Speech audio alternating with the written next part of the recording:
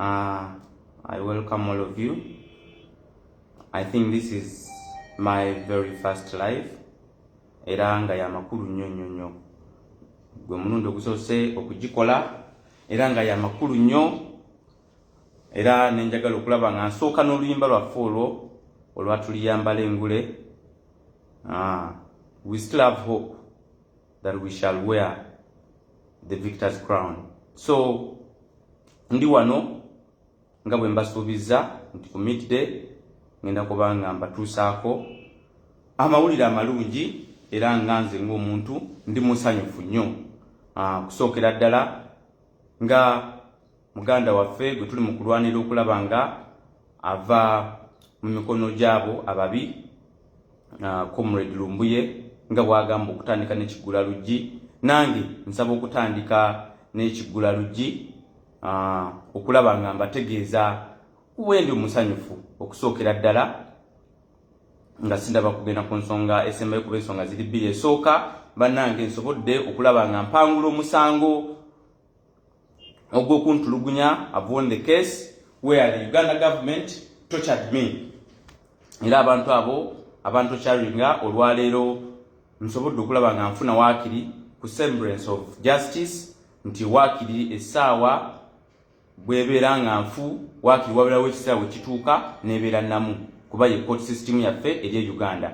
Kusookera ddala nebaza omulamuzi oyo okulaba nga avuddeyo n'asobola okukola amazima okwawukana ku biragiro bya mukama we bw'abalagira okusala ebintu ebikyamu. Ye n'avaayo n'ayimirira ku mazima n'ensobola okulaba nga nfunye obwenkanya olunaku olwaleero ng'abantu abo basobodde okulaba nga babalagako. Era ne mwami nange yavaayo n'agamba nti nze neeruma okutu, nze neekwagula nga ndi mu ambulance yaabwe, nti nze neziba amaaso, nti nze neteeka kamulali mu maaso. Byonna byayogera mwami nanga olwaleero waakiri aswadde okulaba nti waakiri nfunye obwenkanya ku nsonga eyo, wadde nga mufunye kuba bantu bangi nnyo abatulugunyiziddwa okusiigako nange, naye waakiri obwenkanya bwe mbanga mufunye kiba kitegeeza nti tulina okulwana okulaba nga n'abala bafuna obwenkanya. Ng'olwaleero bwe tuli mu kulwana okulaba nga muganda waffe Lumbuye Fred afuna obwenkanya kuba bamukwatidde bwereere, taki temuyinaako musango okusookera ddala, ate era nga tukimanyi bulungi nnyo nti okusookera ddala yali talina kubanga akwatibwa, kubanga wano tebakwata bantu mu mbeera bwetyo nga bwe bakutte mwami Lumbuye, n'era nga bwe twategeezeddwa nti bamukutte ku orders za nakyemalira. Ekyo kimanyikiddwa bulungi nnyo, era nga ensonga lwaki ndi wano olwaleero okubawa ku mawulire amalungi nti olwaleero lawyer waffe gwe tulina wano, the international human rights lawyer, has confirmed to me that at least I'm going to be able to see our comrade Lumbuye Kajubi Fred. Okusookera ddala kimulina okukimanya nze navaayo okumulwanira olw'okuba Comrade Lumbuye nze mulonzi wange okusookera ddala munnamityana, ate bw'abeera nga munnamityana munnange nga mulonzi wange kiba kitegeeza nze ng'omubaka we nze nina okubeera namba moja okuvaayo okumulwanirira. So yensonga lwaki nalinnyirawo mangu nnyo ddala okulaba nga nzija eno, era nga commissioner wa parliament kuba nebaliza ddala president wange His Excellency Kyagulanyi Ssentamu eyawangula obulungi ennyo, era nga yateekeddwa okubeera president w'eggwanga lino, ate era nga ye president wa Uganda, okuba nga yampa ng'ekibiina on behalf of the party okuba nga nze mbeera commissioner wa parliament ku side ey'opposition. So okufuna omukisa ogwo nze nzikirizibwa okutambula time yonna gye mba njagadde, era olwangu amatu bwe nti mwami Lumbuye akwatiddwa, muganda waffe akwatiddwa, nalinnyirawo mangu nnyo ddala okulaba nga neegatta kwabo be nali mmanyi nti nokubanga commissioner wa parliament mbeera administrator wa parliament, nina okumanya buli ekigenda mu maaso mu parliament, nemanya nti waliwo trip egenda mu maaso nalina okugyegattako.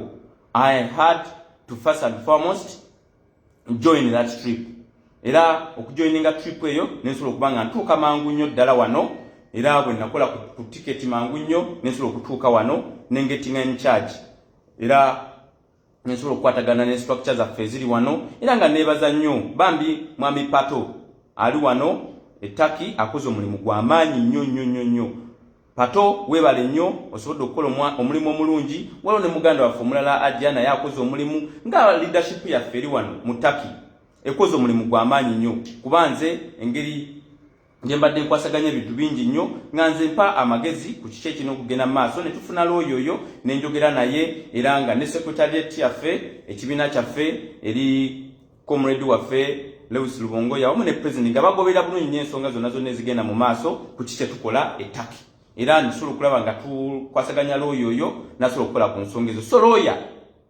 the international lawyer right now ampadde liwe okulaba nga nsobola omusisinkana tugende tulabe comrade Lumbuye wawaali naye nga mumanyi nti ekitusibye ekintu kiri kimu kyokka.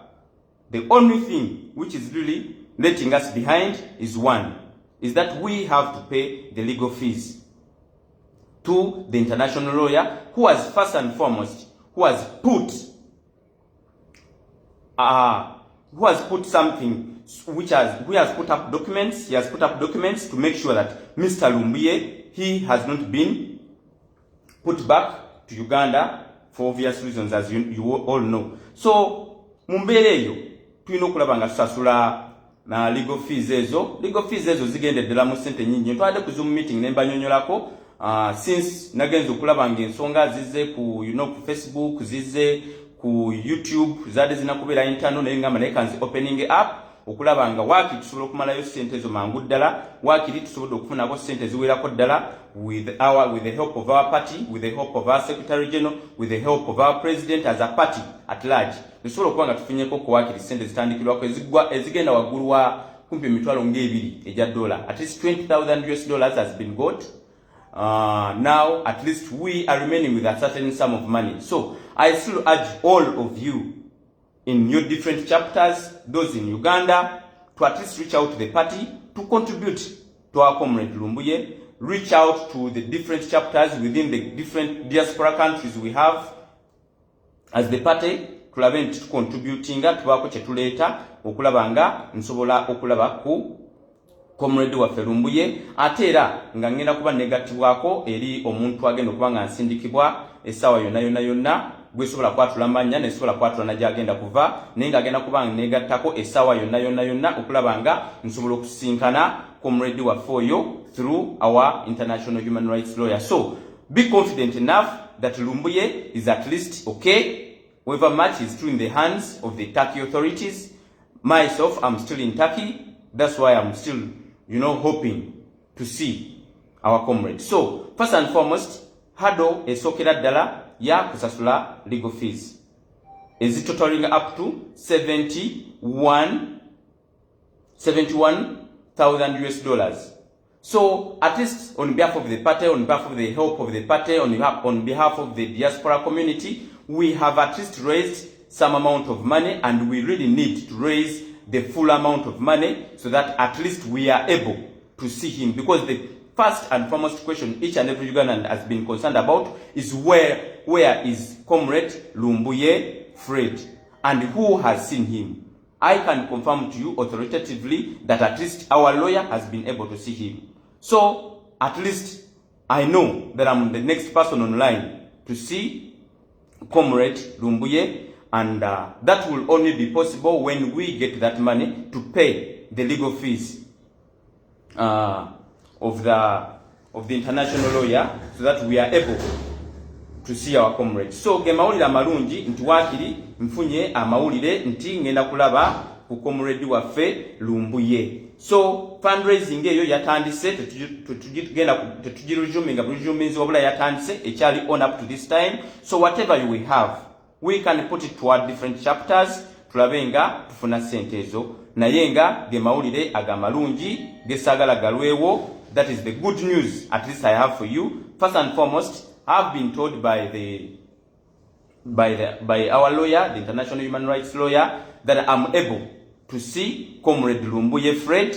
That's if we pay the legal fees, and the moment we have full amount, we are able to get him out of the hands of the Turkey authority. So ge mawulire ago gensobodde okubawa at least ekyo nsobola kikonfaminga, era kyovolaba bwe nvuddeyo ne statement eyo ne police eyangu ye mangu nnyo ddala eya Uganda okuvayo negamba nti kati sawa zino twagala okulaba nga baanawunsinze nti Comrade Lumbuye tebamulina. Ekyo mukirabye bulungi nnyo. So ali ku side eno nga twetaaga mu rescuinga ge mawulire ago gensobodde okulaba nga mbawa. So all we can do, reach out to our party, reach out to our different chapters so that we are able to raise that kind of amount and we rescue our comrade. And also, as you know, NUP fe tukolera ku unity no matter what.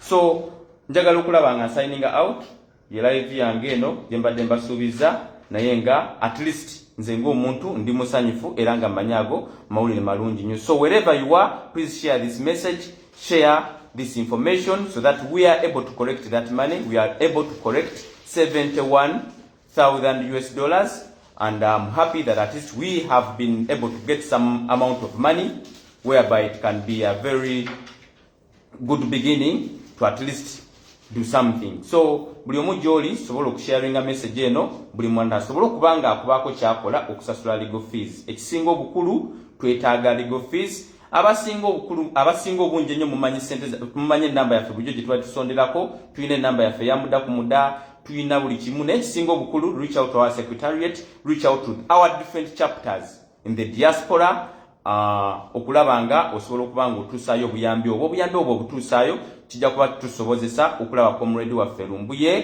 tujja kuba tusobola okumurescuinga mangu ddala bwe tufunira ssente zonna Comrade Lumbuye awo wennyini ne weziba ssaawa zino nga tuzifunye tuba tumufuna mu mikono gyaffe butereevu. I want to thank you so much for being part of this live I've made. So njagala okulaba nga signing out naye waakiri waliwo ekitambudde ekigenze maaso. Thank you so much. Njagala okulaba nga signing out naye nga nange ng'omuntu ndi musanyufu nnyo ku lw'omusango ogwa Torch okulaba nti nguwangudde. So amawulire amalungi gajjidde mu mirundi kumpi ebiri era nga ge gwensobodde okuba nga mbawa era nga njagala okusigninga out ze dakika zensobodde okubawa ate kangende nkole emirimu emirala ekyo.